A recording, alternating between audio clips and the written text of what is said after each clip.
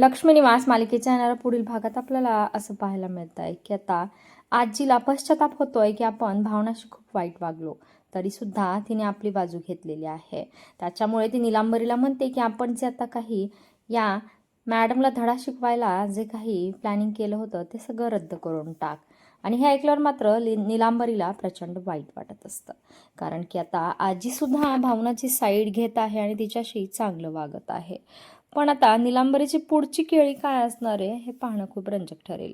इकडे आता जेव्हा लग्नाच्या दिवशी मुलाकडचे म्हणजे गाडेपाटलांच्या घरचे सर्वजण रेडी होऊन आलेले असतात. आजी म्हणते की आपण इथे सर्वजण तयार होऊन आलोय आणि नवरा मुलगा कुठे आहे.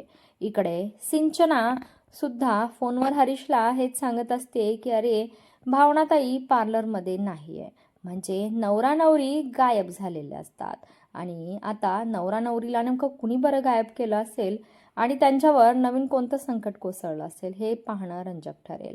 इकडे आता जयंत मात्र आजीच्या खोलीत जातोय आणि आजीला तो जेवण भरवण्यासाठी आलेला असतो. त्याला पाहून आजी पुन्हा व्हायलंट होतीये आणि जयंत आजीला धमकावतोय की तू जर तोंड उघडलंस तर मी तुला तुझा श्वास कोंडेपर्यंत तुला मी जेवण चारत राहणार आहे. असं म्हणून जयंत आजीच्या तोंडामध्ये भात कोंबतोच आहे आणि आजीचा श्वास गुदमरतो आहे.